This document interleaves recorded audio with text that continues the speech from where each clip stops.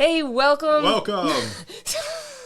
We are going to talk today, I believe. Are we going to talk today? I think we are. We're going to talk today about the 3 belief systems or 3 beliefs that turned into action that Samuel and Robbi I used to go from a 9-to-5 school teacher to owning a real estate company that has made their life free. And if you want to know the belief systems so that you can adopt them, tune in, and we're going to break them down for you so that you can use them in your life. Let's dive in.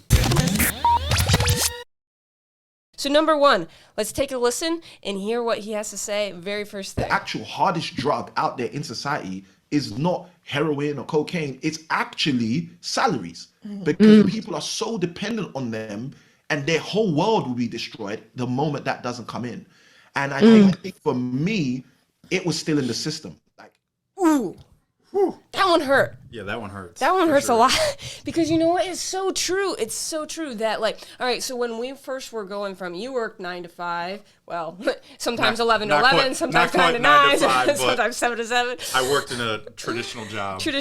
And I had a salary. And it was. And you had, like, the 401k, you had awesome dental and eye and health insurance, and you had all bonuses and all those cool things. Time off and stuff. Vacation. And you know, when people are first looking to do something different, they're like, well, I don't want that, but I kind of do because I like the security of it. Right. And people look at you going, well, what do you do for health insurance? And what do you do for a 401k? And what do you do for this? And what about this? And then they kind of go, I think I want to stay over here in my land of the comfort and safety.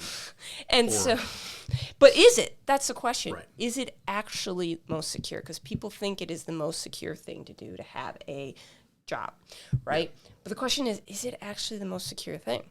And truth be told, there's a lot of things that could happen. Is it feasible to think that in your nice, cushy, secure job, you could show up one day and not have a job?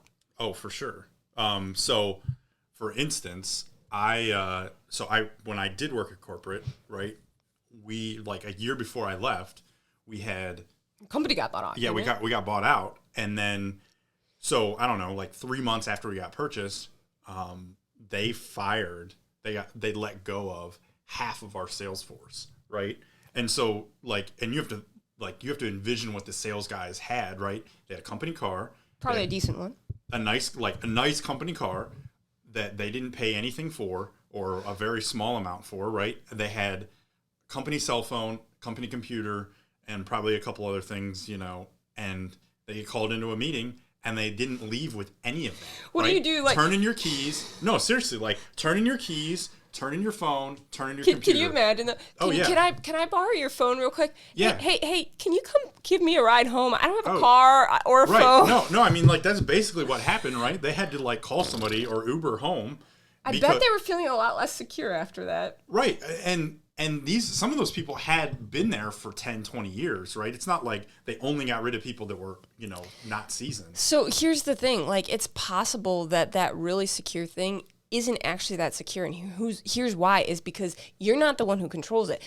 Those people's destiny was not controlled by them, those salespeople. It was controlled by whoever they worked for. Yep. So when you work for somebody else, they control your destiny. I don't know about you, but that doesn't actually sound super secure. However, when you own your own business, it is actually the most secure because you control your own destiny. Yep. And you have control over what happens next, and you have say, and you have the choices instead of only them having the say and them having the choices. Now, I want to encourage you guys, if you currently are in a 9-to-5 job or have a job, more traditional job, start thinking about that job as the fact that you are your own business. Yep. They just happen to be your only client. Your only client currently. Okay. And that then makes you have more choices. So if they come to you tomorrow and said, hey, you don't have a job any longer, you're like, oh, I have a company and I'm going to go sell my skills somewhere else. Right.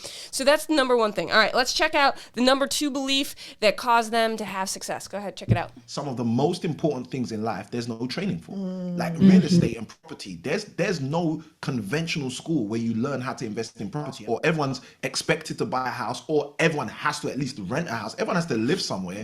So these are basic skills. Like in the UK, I think you guys have like the GED. We have GCSEs, General Certificate of Secondary Education. And I always say, if it's a general certificate, you should teach things that are general. Living in a house is general. How do I get a house? How do I rent a house? How do I buy a house? I don't know. And you don't teach me in school when you're giving me a general certificate of secondary education. And no taxes. That makes no sense. That's so good. And guys, just so you guys can think about it this way, okay, is he saw something. You might go, what does that have to do with a belief or a mindset or anything like this? Here's what it has to do is he saw a problem. He saw something that wasn't being solved, someone who wasn't being served. And that's actually what made the difference. And you actually, this came really clear to you, this concept, and we're going to bring it back together in a minute. Yeah. So like so a gentleman I worked with brought this to my attention, right? So I was a supervisor, and I don't remember if I was probably complaining about something, and he was like, "Hey, listen." He goes, "You think that the company pays you a salary?" He goes, "That's not actually true." He goes, "The reality is the customer is the only person that has money in this whole transaction." And I was like, "Oh, that's very fascinating." And it changed how I viewed like my job and like the work that I did every day, because I started to realize that people that I reported to and things like that, it didn't matter, right? Because as long as I solved problems and did things and like worked for the customer and did things for the customer, I would be successful. And it changed how I viewed a lot of things and how I viewed business and all those things, that helped me in the entrepreneurial space too, right? Because now I can go, okay, how can I solve a problem for that person? Because they have money, and if I can solve a problem for them, they will exchange their money for me. It is literally like wearing and looking. Oop, there you go. You like that? Those are actually his, not mine. Yeah, but if these are yours, my second pair. I have another pair here too. If these glasses are the ones that say, "Hey, I'm looking for problems," like if you're constantly looking for people's problems to solve, you're going to see the world differently. And when you see the world through that lens, right, then you will all of a sudden have success. That's what the key. That is the second key. Look at things, sir.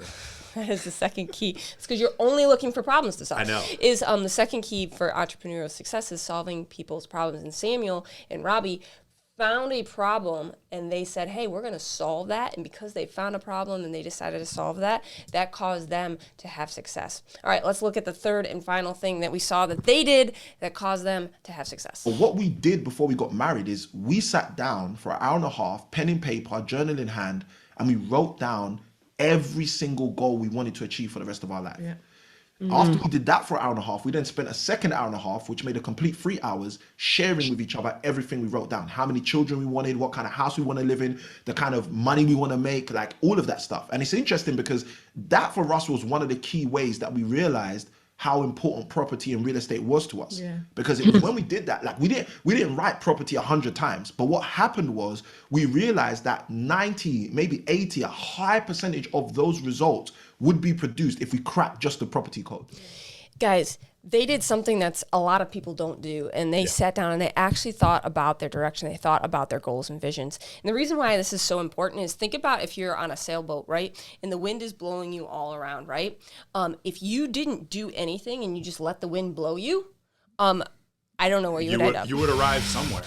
It would not be where you chose to arrive, but you would arrive somewhere. And so many people live their life this way. They just go and they let life blow them around. Let the wind take them where it pleases. They end up somewhere. Yeah, they end up somewhere. But it's not necessarily, and then they look at their life and they go, why am I not where I want to be? Well, it's because you never decided where you wanted to be, right? But in a sailboat, if you control the rudder, right? Well, before you control the rudder, you better know where you're going. You need a route, right? So they had to decide on the route. And then they had to put the rudder is kind of like the inputs, the things that you decide to do. It's what you decide to do, right? So the routes were where they wanted to go, and the rudder was what they decided to do in order to get there, right? And so if you have routes and rudders, then you're going to be successful. And they did that, and they sat down, and they said, hey, what do we need to do to be successful? And that's the third thing, guys. If you are looking for success and you're looking to change your life, you need to decide where you're headed. Where you're headed. Yeah, for sure. Because if you don't decide where you're headed, you're probably not going to get there very fast. And you're probably not going to know, even if you do get there, if you you could arrive and have no idea that this is where you wanted to go. So just to recap, guys, the three things that we saw that beliefs that Samuel and Robbi had that got them to where they are, and you can use these same things. You can model these. Number one is control your own destiny. So remember, guys, like you're in control of your destiny, and so you are the person who gets to make the decisions. You're the one who has choices. Go back, listen to the rest of the interview. You'll see the same concept and theme come through multiple times during the interview. Number two, look to solve people's problems. Wear the silly glasses. Yeah. Zach, wear your silly glasses. Put them on. I got it. Wear your silly glasses. So everything you look, every person you see, you say, what problems do they have and can I solve them, right? Don't forget, customer's the only one with money. Only one with money. And number three is decide where you're headed. If you don't know where you're headed, you're not going to know how to steer. You're not going to know the inputs to put in to get there, and you're not going to end up where you want. So if you follow those three principles, those are three ways that you can help to put beliefs in your head that are going to cause success the same way that they've caused success for Samuel and Robbi. We hope you enjoyed, and we'll talk to y'all soon. Hey, we hope you enjoyed today's video. If you enjoyed it, check out this other video. Right here. And enjoy.